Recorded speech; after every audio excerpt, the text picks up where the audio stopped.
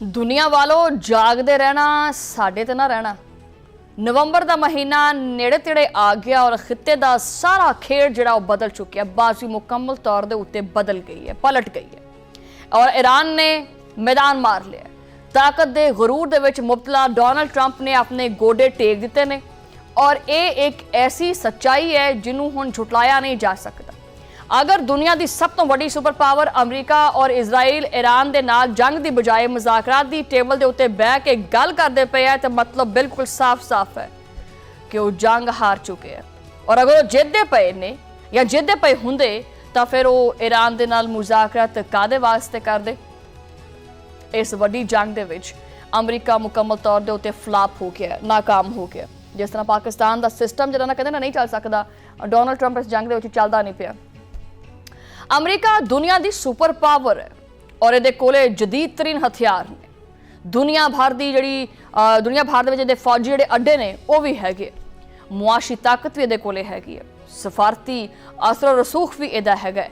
फिर भी ईरान के मामले दे विच वाशिंगटन मुज़ाकरा दे वल आंदा पिया कि ये अमरीकी हिकमत अमली की कमजोरी है या जंग ने अमरीका नूं जिहड़ा ना वो राह बदलण दे उत्ते मजबूर कर दिता है। ईरान नूं चुकाउण दीआं तमाम कोशिशां जिहड़ियां ने उन्हां नाकाम हो गईआं ने और उस तो बाद अमरीका मुआशी हथकंडे इस्तेमाल करदा पिया। ट्रंप ने ईरान दे उत्ते दबाव पाया, धमकियां दित्तियां, सख्त बयानात दिते, लेकिन ईरान अज भी आपदी शराइत दे उत्ते खड़ा नजर आंदा पिया। अमरीका हुण फौजी दबाव दे नाल नाल मुआशी दबाव वधाउण दी गल करदा पिया। मकसद तेहरान नूं जंग खत्म करन दे उत्ते मजबूर करना है कि मुआशी दबाव ईरान नूं वाकई झुका देगा।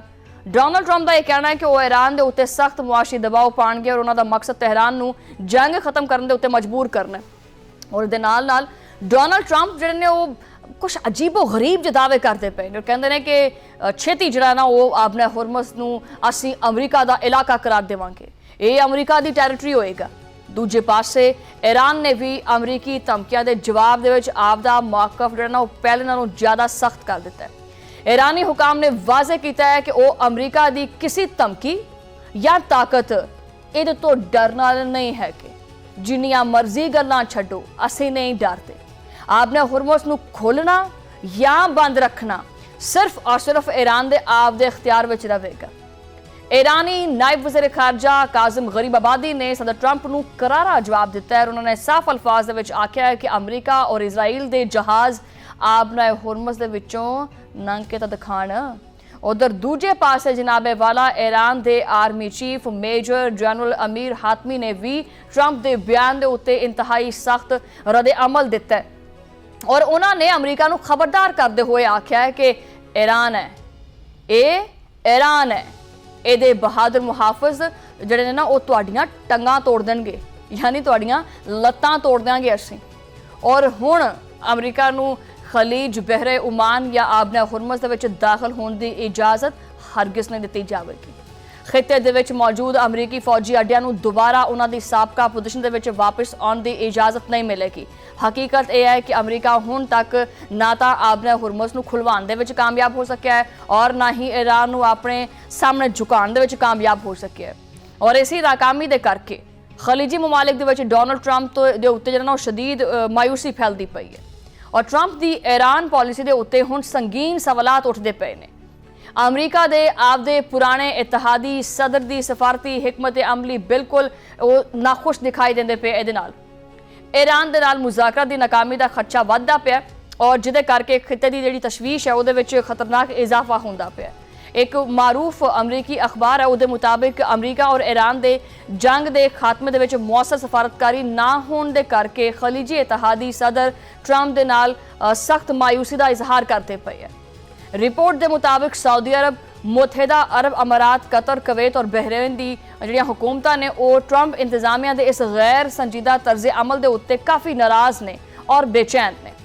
खलीज के अमरीकी इतिहादी इस गल दे उत्ते परेशान ने कि ट्रंप ईरान दे नाल अमन कायम करने वास्ते जरूरी सफारती अमल नूं अगे वधाउण दे विच मुकम्मल तौर के उत्ते नाकाम रहा है। वाशिंगटन पोस्ट की रिपोर्ट दे विच यह सनसनीखेज दावा भी किया गया कि कई खलीजी ममालिक ने हुण आपदे सरजमीन के उत्ते अमरीकी फौजी अड्डियां नूं बरकरार रखण या खत्म करने के उत्ते गौर शुरू कर दिता।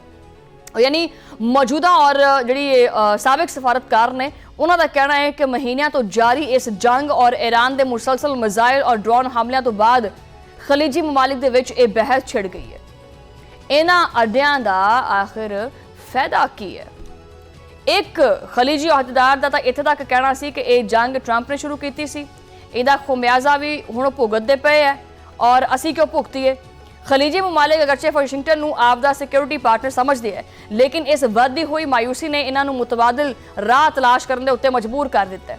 ਔਰ ਹਾਲ ਹੀ ਦੇ ਵਿੱਚ ਸਾਊਦੀ ਅਰਬ, ਤੁਰਕੀ ਔਰ ਪਾਕਿਸਤਾਨ ਦੇ ਦਰਮਿਆਨ ਤੈਅ ਹੋਣ ਵਾਲੇ ਦਿਫਾਈ ਮੁਆਹਦੇ ਨੇ ਆਲਮੀ ਸਿਆਸਤ ਦੇ ਵਿੱਚ ਇੱਕ ਥਰਥਲੀ ਮਚਾਈ ਹੈ। ਇੱਕ ਯੂਰਪੀ ਅਹੁਦੇਦਾਰ ਦੇ ਮੁਤਾਬਿਕ ਇਹ ਮੱਕਾ ਦਫਾਈ ਮੁਆਹਦਾ ਟਰੰਪ ਵਾਸਤੇ ਇੱਕ ਵਾਜ਼ੇ ਪੈਗਾਮ ਹੈ ਕਿ ਖਲੀਜੀ ਮਮਾਲਿਕ ਹੁਣ ਆਪਦੀ ਸਿਕਿਉਰਿਟੀ ਵਾਸਤੇ ਸਿਰਫ ਅਮਰੀਕਾ ਦੇ ਉੱਤੇ ਨਹੀਂ ਡਿਪੈਂਡ ਕਰਦੇ, ਸਿਰਫ ਉਹਦੇ ਉੱਤੇ ਇਨਹਿਸਾਰ ਨਹੀਂ ਕਰਨਗੇ। ਕਿ ਅਮਰੀਕਾ ਦਾ ਲੱਗਦਾ ਹੈ ਜ਼ਵਾਲ ਸ਼ੁਰੂ ਹੋ ਗਿਆ। ਪਹਿਲੇ ਵਾਵਾ ਗੁੱਡੀ ਚੜੀ ਹੋਈ ਸੀ ਅਮਰੀਕਾ ਦੀ, ਉਹ ਗੁੱਡੀ ਜਾਂ ਤਾਂ ਬੋਕਾਟਾ ਹੋ ਗਈ ਹੈ ਜਾਂ ਥੱਲੇ ਆ ਗਈ ਹੈ। ਕਿ ਟਰੰਪ ਦੀਆਂ ਪਾਲਿਸੀਆਂ ਨੇ ਅਮਰੀਕਾ ਨੂੰ ਦੁਨੀਆ ਦੇ ਵਿੱਚ ਬਿਲਕੁਲ ਹੀ ਅਲੱਗ-ਥਲੱਗ ਤਨਹਾ ਕਰ ਦਿੱਤਾ ਹੈ। ਯਾਦ ਰੱਖੋ, ਸੁਪਰ ਪਾਵਰ ਹੋਣਾ ਅਲੱਗ ਗੱਲ ਹੈ, ਸੁਪਰ ਪਾਵਰ ਦਾ ਜਿਹੜਾ ਅਸਰ ਬਰਕਰਾਰ ਰੱਖਣਾ ਇਹ ਵੀ ਅਲੱਗ ਗੱਲ ਹੈ। ਮਿਜ਼ਾਈਲ ਜਿਹੜੇ ਨੇ ਉਹ ਜੰਗ ਤਾਂ ਜਿੱਤ ਸਕਦੇ ਹੈ, ਲੇਕਿਨ ਉਹ ਐਤਮਾਦ ਨਹੀਂ ਜਿੱਤ ਸਕਦੇ। ਧਮਕੀ ਜਿਹੜੀ ਹੈ ਨਾ ਉਹ ਰਾਸਤਾ ਰੋਕ ਸਕਦੀ ਹੈ, ਮਗਰ ਅਮਨ ਨਹੀਂ ਦੇ ਸਕਦੀ। ਅਗਰ ਮੁਜ਼ਾਕਰਾਤ ਹੀ ਆਖਰੀ ਰਾਸਤਾ ਬਣ ਜਾਣ ਤਾਂ ਦੁਨੀਆ ਇੱਕ ਸਵਾਲ ਜ਼ਰੂਰ ਪੁੱਛੇਗੀ, ਫਿਰ ਜੰਗ ਕੀਤੀ ਕਾਹਦੇ ਵਾਸਤੇ ਸੀ? ਔਰ ਅਗਰ ਕੀਤੀ ਸੀ ਤਾਂ ਫਿਰ ਇਹ ਜਿੱਤੀ ਕਿਨੇ ਹੈ? ਇਹ ਪਾਸਾ ਕਿਨੇ ਮਾਰਿਆ ਹੈ? ਸ਼ਾਇਦ ਅਸਲ ਬਾਜ਼ੀ ਹੁਣ ਵੀ ਮੈਦਾਨੇ ਜੰਗ ਦੇ ਵਿੱਚ ਨਹੀਂ ਹੈ, ਮੁਜ਼ਾਕਰਾਤ ਦੀ ਟੇਬਲ ਦੇ ਉੱਤੇ ਰਹੀ ਹੈ। ਔਰ ਨਵੰਬਰ ਬਿਲਕੁਲ ਨਜ਼ਦੀਕ ਹੈ। ਦੇਖਣਾ ਤਾਂ ਇਹ ਹੈ ਕਿ ਅਗਲੀ ਚਾਲ ਜਿਹੜੀ ਉਹ ਕਿੰਦੀ ਹੋਣੀ ਹੈ। ਅਗਲੀ ਚਾਲ ਜਿਹੜੀ ਹੈ ਉਹ ਅਮਰੀਕਾ ਦੀ ਹੋਏਗੀ ਜਾਂ ਈਰਾਨ ਦੀ ਹੋਏਗੀ, ਜਾਂ ਇਹਨਾਂ ਖਲੀਜੀ ਮੁਲਕਾਂ ਦੀ ਜੋ ਕਿ ਹੁਣ ਸਿਕਿਉਰਿਟੀ ਦਾ ਇੱਕ ਨਵਾਂ ਰਾਹ ਜਿਹੜਾ ਨਾ ਉਹ ਤਲਾਸ਼ ਕਰਦੇ ਪਏ ਆ।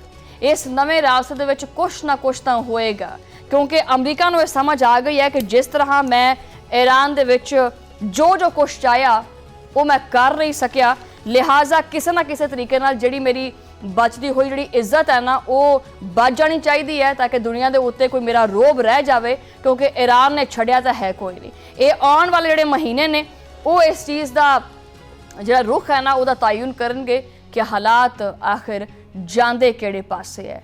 ਕਿ ਈਰਾਨ ਜਿਹੜਾ ਹੈ ਉਹ ਆਪਣਾ ਪੈਰ ਉੱਤੇ ਰੱਖੇਗਾ ਜਾਂ ਅਮਰੀਕਾ ਕਹੇਗਾ ਕਿ ਨਹੀਂ ਮੇਰੀ ਲੱਤ ਉੱਤੇ ਰਹੇਗੀ, ਜਾਂ ਦੋਨੋਂ ਜਿਹੜੇ ਆ ਉਹ ਟੇਬਲ ਦੇ ਉੱਤੇ ਆ ਕੇ ਸੰਜੀਦਗੀ ਦੇ ਨਾਲ ਇੱਕ ਦੂਜੇ ਦੀ ਗੱਲ ਸੁਣਨਗੇ, ਤਾਂ ਕਿ ਖਿੱਤੇ ਦੇ ਵਿੱਚ ਜਿਹੜਾ ਨਾ ਉਹ ਅਮਨ ਹੋਵੇ, ਖਿੱਤੇ ਦੇ ਵਿੱਚ ਇਸਤਹਿਕਾਮ ਆਵੇ।